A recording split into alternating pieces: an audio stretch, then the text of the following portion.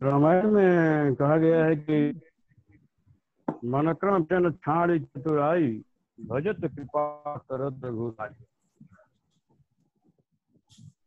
मन से बांधे शरीर से श्री भगवान के सरल होकर कृपा होने में देर नहीं। कल मैं रामकृष्ण परमहंस के प्रवचन सुन रहा था, उसमें बोले कि मनुष्य 3 प्रकार के होते हैं। एक होते हैं नमक की गुड़िया जैसी, एक होते हैं कपड़े की गुड़िया जैसी, और एक होते हैं पत्थर की गुड़िया। तो जो नमक गुड़िया है वो जब समुद्र में डाला जाता है तो वो समुद्र में मिल जाता है, गल जाता है नमक के। वो मुक्त पुरुष की अवस्था है। दूसरा, जो कपड़े की गुड़िया है वो समुद्र में डुबाने पर वो थोड़ी सी भारी हो जाती है, दिख जाती है, भारी हो जाती है। ये अवस्था ज्ञानी भक्तों की है जो कुछ भगवान का कुछ पाए। और तीसरा, जो पत्थर की गुड़िया है उसको समुद्र में नदी में डुबाया जाए तो वो वैसे का वैसे ही रहती है, तो कुछ फर्क नहीं पड़ता।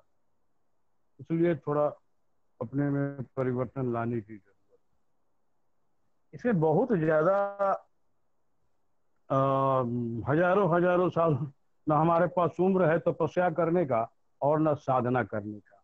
हमारी सबसे बड़ी गलती ये हो जाती है संसारी मनुष्यों की, वो संसार में जब आता है तो ये भूल जाता है कि उसका जो जीवन है वो 70 80 100 साल का ही।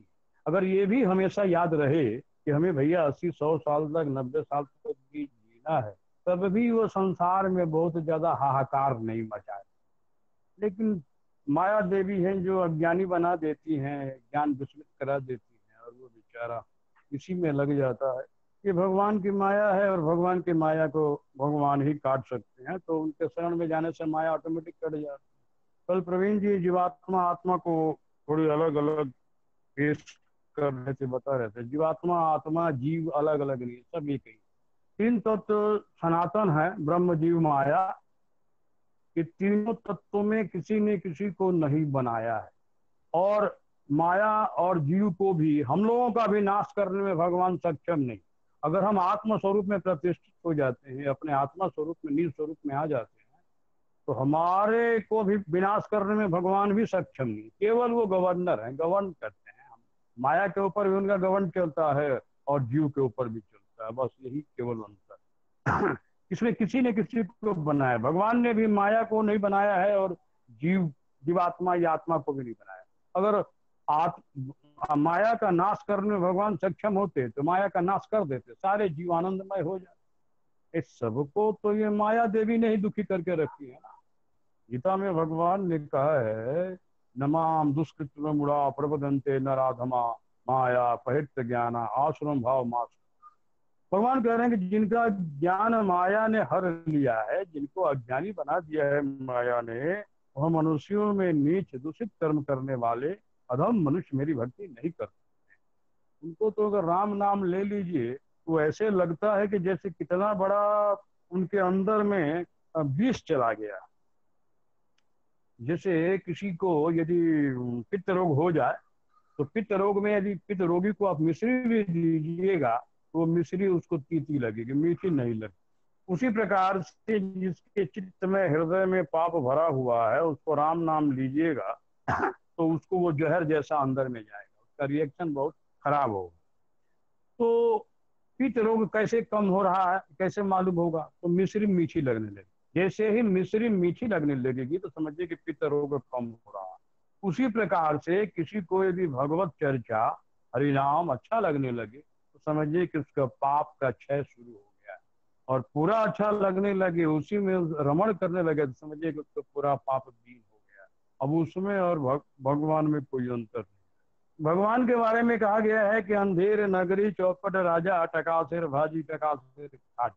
जो गति राक्षसों को देते हैं, पूतना को देते हैं, जरासंध शिशुपाल को देते हैं, वही गति माँ यशोदा को देते हैं, अपने भक्तों को भी देते हैं। तो भगवान के आंख में वो 2 तरह का चश्मे में लेंस नहीं लगा, वह एक ही तरह का लगा।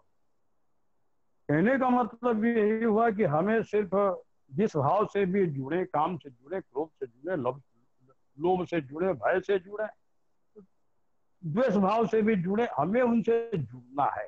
जैसे यदि पारस पत्थर पर आप लोहा प्रेम से छुआ दीजिएगा तब भी सोना बनेगा, और जोर से पटक दीजिएगा तब भी सोना। टच होना चाहिए। उसी तरह से भगवान से हमारा टच होना चाहिए, इसके बाद तो कमाल ही कमाल होगा, इसमें कोई घबराने वाली बात। रामायण में भी भगवान शंकर कहते हैं पार्वती जी से कि अधम असुर मला करता है दीन निज धाम, गिरिजाते नर मंद मती जे न भजे श्री राम। भगवान शंकर कहते हैं कि अधम हो, असुर हो, मलाकर हो, अंतःकरण में मैल रखने वालों सबको मारकर भगवान ने अपने गति ही दी। किस प्रकार के प्रभु श्री राम का जो भजन नहीं करता है, जो भक्ति नहीं करता है, वो मंद मति का है, मंद बुद्धि का है। हमारी सारी समस्या का समाधान एक ही जगह हो जा रहा है, लेकिन हम करना नहीं चाह रहे हैं। इस संसार में दिन रात भागने का जो हम टीका ले रखे हैं, किसी भी समस्या का समाधान हमारा हो नहीं रहा, लेकिन फिर भी हम भागना नहीं छोड़। बसर साहब का फिर शेर याद आता है। बसर साहब कहते हैं कि ख्वाहिशों के बोझ में है बसर, कामनाओं के बोझ में आए बसर, न जाने तू क्या क्या कर रहा है।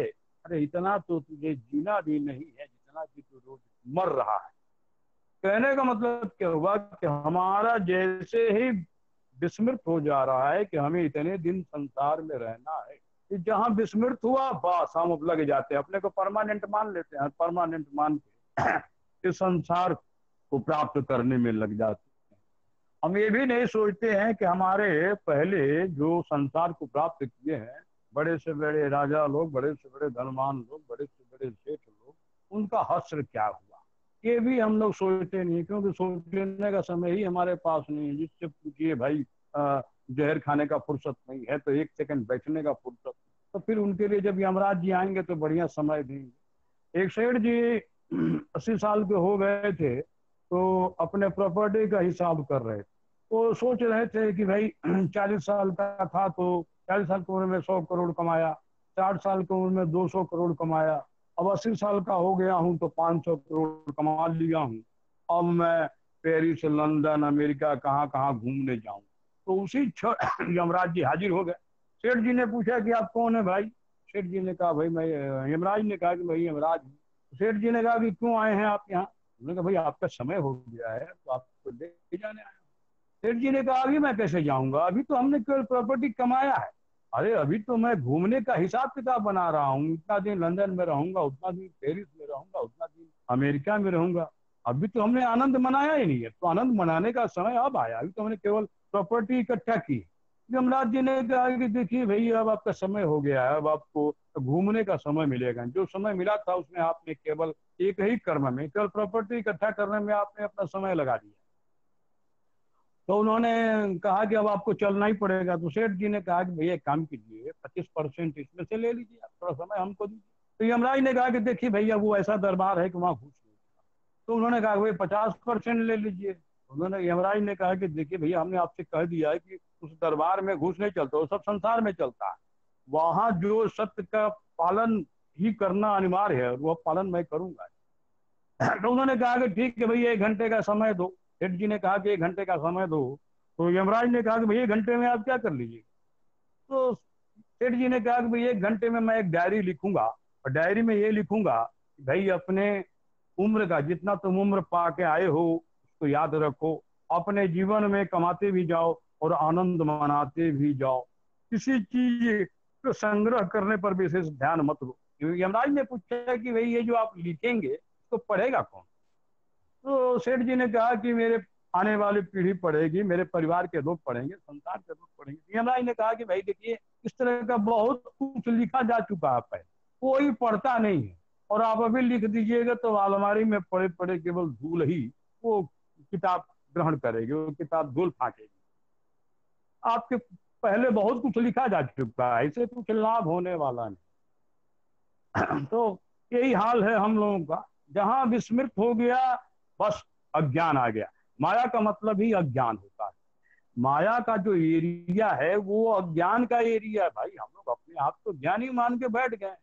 जो ज्ञान हमें सुख नहीं दे सकता है, आनंद नहीं दे सकता है, ठीक है संपत्ति दे सकता है, बहुत बड़ा धन हमें दे सकता है, लेकिन जो धन, जो संपत्ति, जो ज्ञान हमें सांसारिक ज्ञान हमें सुख न दे सके, हमें आनंद न दे सके, हमें शांति न दे सके, उस ज्ञान को हम लेकर क्या करेंगे भाई? हमारे समझ में कुछ नहीं, हमारे समझ में तो बिल्कुल नहीं आता।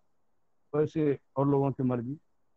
तो कहने का मतलब है कि ये चीजें जैसे ही विस्मृत हो जाती हैं वैसे ही हमारा अकर्म शुरू हो जाता है, तब हम कर्म से विमुख हो जाते हैं। जैसे एक बार वनवास के टाइम में जब पांचों पांडवों को प्यास लगी, तो ये तो आप लोग जानते ही हैं, सभी भाई गए जबरदस्ती पानी पीने गए तालाब में, और ये यक्ष ने उनसे कहा कि भाई तब तो मेरे प्रश्न का उत्तर देना है। वो लोग शरीर में बल के कारण यक्ष की बात नहीं माने, पानी पी पी के मरते गए। अंत में युधिष्ठिर महाराज पहुंचे कि भाई मेरे सभी भाई पानी लाने गए और अभी तक आए नहीं, जाके वहां देख रहे हैं तो सब मरे पड़े। तो यक्ष ने उनसे कई प्रश्न पूछा, 60 तरह का प्रश्न पूछा है, लेकिन मेन जो प्रश्न है यक्ष ने पूछा कि संसार में सबसे बड़ा आश्चर्य क्या है। तो युधिष्ठिर महाराज ने कहा कि सबसे बड़ा आश्चर्य ये है कि हमारे परिवार में भी, हमारे अगल बगल में भी, या इस संसार में भी बहुत से लोगों को मृत्यु का शिकार होते हुए हम देखते हैं, मरते हुए हम देखते हैं, इसके बावजूद भी हम खुद को अमर मान के बैठे। ये सबसे बड़ा आश्चर्य की बात है। तो कहने का मतलब है कि संसारी में और एक भक्त में और एक महापुरुष में यही अंतर होता है। तो महापुरुष को ये सब मालूम रहता है, अज्ञानी भूला रहता है। इसलिए अज्ञानी पुरुष के जब इस तरह की कोई विपत्ति आती है तो वो फिर चिल्लाता है, क्योंकि पहले से उसे पता नहीं, पता है भी तो विस्मृत है, ज्ञान भूला हुआ है। तो कहने का मतलब ये हुआ है कि जितना भी समय हमें मिला है, संसार हमारा लक्ष्य नहीं है, नहीं है, नहीं है। संसार में हम अज्ञानता व संसार को प्राप्त करने में, अधिक से अधिक प्राप्त करने में लग गए। हमारा लक्ष्य केवल और केवल भगवत प्राप्ति है, इसलिए हमें भगवत प्राप्ति के कर्म में ही रहना चाहिए। संसार लक्ष्य अज्ञानता बस हमने मान लिया है, अपने को शरीर मान लिया है उस देहाभिमान के कारण, और अपने शरीर के सुख के लिए ही केवल हम संसार को जुटाने में लगे। अरे महात्मा सुखदेव मुनि ने कहा है कि भाई शरीर के चक्कर में क्यों तुम ज्यादा पड़े हुए हो? शरीर को ठीक है उतना भोजन दो कि शरीर ताकि स्वस्थ रहे, क्योंकि ये साधना इसी से करना है, इतना इसको जरूर दो। लेकिन इसी के लिए केसर हो, रबड़ी हो, बर्फी हो, इसको तुम दारा सिंह बनाने के चक्कर में पड़े। तो दारा सिंह बना के तुम क्या करोगे? इसका तीन ही गति ही है, शमशान में राख है, कब्रिस्तान में कीड़े हैं, और कुत्ते सियार को खिला दिया जाए तो खा के विष्टा कर।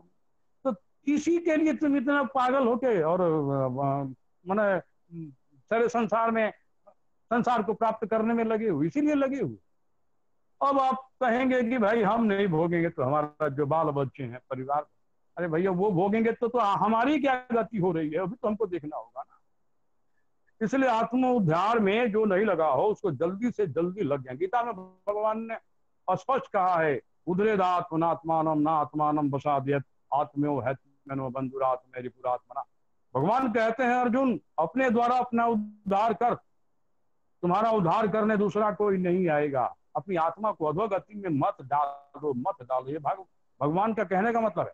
ये हमको शरीर मिला है अपने ऊर्ध्व गति में जाने की, मनुष्य शरीर से भी उत्तम श्रेणी में जाने के लिए मिला है, लेकिन हम इतने अभागे हैं कि हम अपने को निम्न योनियों में ले जाने के लिए बेताब हैं, पागल हैं। निम्न योनियों में तो हम वैसे होकर आए हैं भाई। 84 लाख योनियों के बाद हमें मनुष्य शरीर प्राप्त होता है, और फिर हम उसी में ले जाने की तैयारी कर रहे हैं। तो हम ज्ञानी हैं कि अज्ञानी हैं, कि कुछ तो समझ में हमारे आना ही चाहिए, लेकिन हम वो नहीं समझते। इतना ज्यादा मोह में हम पड़े हुए हैं, मकान के मोह में, दुकान के मोह में, पुत्र मोह में, पत्नी मोह में, परिवार मोह में अंधे हो गए। हमें कुछ दिखाई नहीं दे रहे। मोह क्या करता? अंधा बना दे। रामायण में भगवान ने भरत जी से कहा है कि मोह बस नर कर यज्ञनाना स्वार्थ रथ परलोक नसाना। मोह में पड़ करके मनुष्य सारे यज्ञ, सारे पाप कर्मों को करता है, सारे पाप कर्मों को करता है, और अपना परलोक भी नसा देता, परलोक गंवा देता। कि संसार में हम आए हैं अपना परलोक सुधारने आए, ये जन्म और उस जन्म को हम सुधारने आए। जब रामदेव कृष्ण परमहंस जी की जब विवाह हुआ था तो उन्होंने अपनी पत्नी से कहा था, पत्नी से पूछा था कि एक बात बताओ, तुम्हें यह लोक चाहिए कि परलोक चाहिए? तो उनकी पत्नी ने कहा कि भाई मुझे यह लोक चाहिए और परलोक भी चाहिए। रामकृष्ण परमहंस अपनी पत्नी से कहा था कि देखो अगर यह लोक परलोक दोनों चाहिए तो हमारे तुम्हारे बीच पति पत्नी का संबंध नहीं है, कि तुम्हें मंजूर हो तो बोलो। तो उन्होंने कहा कि बिल्कुल मंजूर। तो कहने का मतलब ये हुआ कि आखिर हमारे अंदर सद्बुद्धि कब आएगी। जैसे आप लोग कह रहे हैं कि भाई सत्य का आचरण जो है वो पूरा पूरा हो नहीं रहा है। क्यों नहीं हो रहा भाई? दृढ़ प्रतिज्ञा आप कर लीजिएगा तो आपको कोई डिगाने वाला नहीं, और नहीं कीजिएगा तो आपको उस मार्ग पे कोई चलाने वाला नहीं। हमारा बस एक ही रिक्वेस्ट है कि भगवान की बातों को अमल में लाया जाए, जल्दी अमल में लाया जाए, क्योंकि दिन अब एक एक दिन बहुत तेजी से बीत रहा है। और वैसे भी तो हम लोग फोर्थ स्टेज में पहुंच गए भाई। हम लोगों का 75% जो एज है वो तो संसार में बीत चुका है। संसार से हमें क्या मिला है? तो हम लोग को ज्ञान हो चुका है ना। इसके बाद भी हम यदि मुंह में पड़े हुए हैं तो फिर अब इससे बड़ा ज्ञानता क्या हो? भगवान ने भरत जी से ये भी कहा है, कर ही मोह बस द्रोह परावा, सतसंगत हरि कथा न भावा। मुझे वो भक्त, मुझे वो मनुष्य बिल्कुल ही प्रिय नहीं है जो मोह के कारण लोगों से द्रोह करता है। इस संसार में द्रोह क्यों हो रहा? अधिक से अधिक लेने के लिए द्रोह हो रहा। और प्रसन्नता बांटने में है, प्रसन्नता बटोरने में नहीं होती कभी। एक बात आप लोग कान खोल के, प्रसन्नता हमेशा बांटने में रहती है, प्रसन्नता बटोरने में नहीं रहती। आगे भगवान कहते हैं, अवगुण सिंधु मंद मत कामी वेद विदूषक पर धनुषा। वह मनुष्य जो अवगुणों का समुद्र है, वो समुद्र है जिसमें केवल अवगुण भरे हुए हैं। वेद को अपना शत्रु मानता है, दूसरे को धन को हड़पना चाहता है। भाई आपके प्रारब्ध के अनुसार आपको मिलेगा ही, आप क्या प्रयास कीजिए या मत। ये तो भगवान ने कहा है। तो प्रहलाद जी ने असुर बालकों को उपदेश देते समय ये बात कहा है कि दुख प्राप्त करने के लिए कोई भी जीव प्रयास नहीं करता। दुख पाने के लिए परिश्रम कोई भी मनुष्य नहीं करता है, लेकिन प्रारब्ध बस दुख उसके पास आता है, क्योंकि हम वो रिजर्व किए हैं और रिजर्व में से निकल निकल के हमारे पास आएगा ही। वो दुख हमें भोगना पड़ता है। इसी प्रकार प्रहलाद जी कहते हैं असुर बालकों से कि बिना परिश्रम किए जिस प्रकार से दुख आता है, दुख को हम भोगते हैं, उसी प्रकार से बिना परिश्रम के सुख भी आता है। सुख वो हम सुख भी भोगते हैं। प्रहलाद जी कहते हैं कि सुख के लिए प्रयास करना, अपनी आयु और शक्ति दोनों को गंवाना व्यर्थ है। यानी हमारी आयु और पावर, शक्ति जो है, दोनों ये आत्म कल्याण में लगना चाहिए, भगवत प्राप्ति में लगना चाहिए। भाई आखिर आखिर हम कब करेंगे? 100 जन्म बाद करेंगे, 1 लाख जन्म के बाद करेंगे, करना तो पड़ेगा। तो 1,84,00,000 फिर भटक के हम आएंगे तो निम्न योनियों में, उसके बाद हम करेंगे। उससे अच्छा इसी जन्म में कर। भगवान तो कृपा करने के लिए पागल हुए रहते हैं, कृपा करूं किस पे कृपा करूं, लेकिन हमारा पात्र ही शुद्ध नहीं है ना। पात्र पहले से भरा हुआ, भगवान चाहते हैं कि इसको हम देंगे तो नीचे गिर जाएगा, इसलिए कोई लाभ नहीं हो। भगवान शंकर कह रहे हैं, कोमल चित दीन दयाला कारण बिनु रघुनाथ कृपा। अरे भगवान को अगर भूख लगती है तो कृपा करने की भूख लगती है भाई। अरे भगवान का तो छोड़ दीजिए, भगवान के जो संत भक्त हैं उन्हीं को कुछ नहीं चाहिए। जो आनंदमय हो गया है उन्हीं को कुछ नहीं चाहिए। भगवान तो आनंद स्वरूप, जो आनंदमय हो गया है उन्हीं को कुछ नहीं। संत महात्मा ही दूसरे पर कृपा करने के लिए पागल हुए रहे, कोई सुनता नहीं। संत महात्मा गृहस्थों को देख के हंसते हैं, गृहस्थ संतों को देख के हंसते हैं। गृहस्थ कहता है कि बाबा जी लोगों के पास और कोई काम नहीं है, दिन भर प्रवचन में लगे रहते, वो ये सोच सोच कर हंसते रहते हैं। और जो संत महात्मा ये सोच कर हंसते हैं कि ये बेचारा इतना दुख भोग कर, इतना कष्ट भोग कर भी ये जिंदा कैसे। ये संत महात्मा ये बात सोच के हंसते हैं। संत महात्माओं के पास कुछ चाहिए नहीं, क्योंकि उनके कर्म करने का कारण ही समाप्त हो गया है ना भाई। आनंद मिल गया, सारा संसार आनंद के लिए कर्म कर रहा है, कारण समाप्त, इसलिए कार्य समाप्त। कारण ही जब नहीं है तो कोई कर्म क्यों करेगा?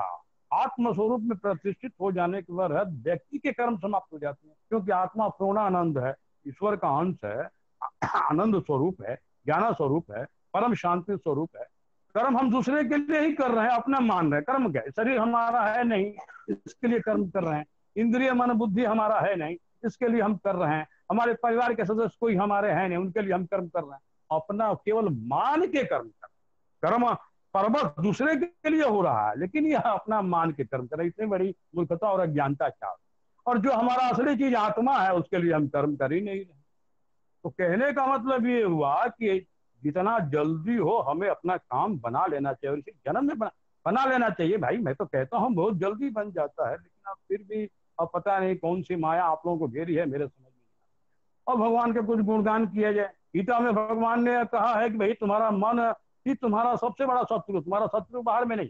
हम तो अपने विकारों के चलते बाहर में शत्रु मान लेते हैं। भगवान कहते हैं 6ठे अध्याय में दोनों श्लोक है, बंधुरात्मात्मनस्तस्य एनात्मेवात्मना जितः अनात्मनस्तु शत्रु वर्तेतात्म शत्रुवत। तो भगवान कह रहे हैं कि जिसके इंद्रियां मन बस में नहीं है, वो इंद्रिया मन ही व्यक्ति का सबसे बड़ा शत्रु है, और जिसका मन बस में है वो मन ही व्यक्ति का सबसे बड़ा मित्र है। दूसरे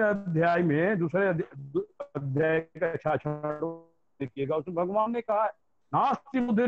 कितने सुंदर ये श्लोक हैं, ये भगवत वाणी है। देखिए गीता और भागवत कोई असाधारण चीज नहीं है, ये ईश्वर की गोविंद की वांगमयी मूर्ति है। शब्दमयी, शब्द ब्रह्म कहा जाता है। ये गीता और भागवत को शब्द ब्रह्म कहा जाता है। इसके जो श्लोक, इसके जो अक्षर, इसके जो अर्थ हमारे चित्त में जाते हैं, वो समझिए कि कृष्ण ही प्रवेश कर रहे हैं। कि भगवान की जो वाणी है वो चित्त को गदगद ना करे तो समझिए कि कुछ कहीं ना कहीं मशीन में गड़बड़ी है, चित्त शुद्ध नहीं। भगवान कहते हैं नास्ति बुद्धियुक्त न चायुक्त भावना न चा भाव शांति शांत कुतः सुखम। भगवान कहते हैं अर्जुन, बिना जीते हुए इंद्रिय मन वालों के अंदर, यानी जिसने अपने इंद्रिय मन को बस में नहीं किया है, ऐसे मनुष्य के अंदर निश्चयात्मिका बुद्धि नहीं होती। उसकी बुद्धि जो है वो डिसीजन लेने में सक्षम नहीं होती। बुद्धि वो घड़ी के पेंडुलम की तरह हिलती है। आगे भगवान कहते हैं कि ऐसे अयुक्त मनुष्य, इसको भगवान अयुक्त मनुष्य कह रहे हैं। अयुक्त मनुष्य के अंतःकरण में भावना भी नहीं होती है, और भावनाहीन मनुष्य को कभी शांति नहीं मिलती है। और शांति रहित मनुष्य को कभी सुख मिल सकता है क्या? प्रश्नवाचक चिन्ह लगा दिए। अर्थात शांति रहित मनुष्य को कभी सुख मिल ही नहीं सकता है। भाई दो चीज हमें चाहिए, शांति चाहिए, सुख चाहिए, और यही हमारे पास नहीं है। बाद बाकी सारी चीजें, तो बाद बाकी सारी चीजें रहते भी हमको लाभ क्या होगा? सारी चीजें रख के भी हम अशांत हैं, क्लांत हैं, दुखी हैं, शोक में हैं। पहले में क्या परिवर्तन हुआ? पहले में लोग झोपड़ी में रोते थे, आज पंखा चला के रोते थे, और अब बड़े बड़े फ्लैट में, बड़े बड़े मकानों में रोया जा रहा, बस केवल रोया जा रहा। पहले में और अब में कोई परिवर्तन नहीं हुआ है, परिवर्तन केवल साधन का हुआ। पहले झोपड़ी में हम लोग रोते थे, अब बड़े बड़े फ्लैटों में, बड़े बड़े मकानों में हम लोग एसी और कूलर लगा के, पंखा लगा के बस रो ही रहे हैं। इसके अलावा हम लोग कुछ भी नहीं कर रहे। क्यों? दो चीज नहीं मिल रही है, शांति नहीं मिल रही है, सुख नहीं मिल रही। और जब तक शांति जीवन में नहीं आएगी, सुख का तो कल्पना छोड़ देना ही उचित। पहले शांति आती, शांति रूपी पौधे पर सुख रूपी फूल उगता है। शांति रूपी पौधे पर ही सुख रूपी फूल उगता है, ये कंफर्म मान लिया जाए, तभी हमारा काम। हम सब कुछ उठा लिए, हम अशांत हैं, सब हमारे पास है, फिर भी हम अशांत हैं, सुसाइड कर रहे हैं। अरे भैया मेरे, कुछ तो अपना बुद्धि का, विवेक का इस्तेमाल किया जाए। इससे अच्छा साला हमारे पास कुछ भी नहीं रहे, हम शांत रहें, सुखी रहें, ये सबसे बड़ी बात है। लेकिन अब सवाल यही है कि भाई अब लोग क्या क्या चाहते हैं। तो मेरा कहने का मतलब है कि भगवान के गुणानुवाद में इतना हम अपने को लीन कर, इतना हम संसार में लीन हैं, इतना भगवान में लीन हो जाए, 2-4 दिन में काम हो जाए। कहने का मतलब यही है कि लीन होने वाली बात है। जैसे कि हम अगर चाह दें तो हमारा जल्दी से काम हो जाएगा, नहीं चाहेंगे तो फिर हमारा काम अनंत जन्म भी नहीं होगा। तो मनुष्य तन मिला है तो इसको ऊर्ध्व गति में हम ले जाएं, ऊपर की योनियों में ले जाएं, निम्न योनियों में ले जाएं। निम्न योनियों में ले जाने में हमारा भलाई नहीं है। उसको हो 84 लाख में ऐसा कोई योनि नहीं जिसमें हम नहीं गए। ऐसा कोई निम्न योनि नहीं है मनुष्य योनि छोड़कर जिसमें हम नहीं गए हैं। 84 लाख के बाद मिला भी है तो उसका उपयोग हम नहीं कर रहे, तो उसका उपयोग हमें करना चाहिए और जल्दी से जल्दी भगवत प्राप्ति को अपना लक्ष्य बना लेना चाहिए। समय समाप्त हो रहा। आप लोगों को प्रणाम। राधे राधे।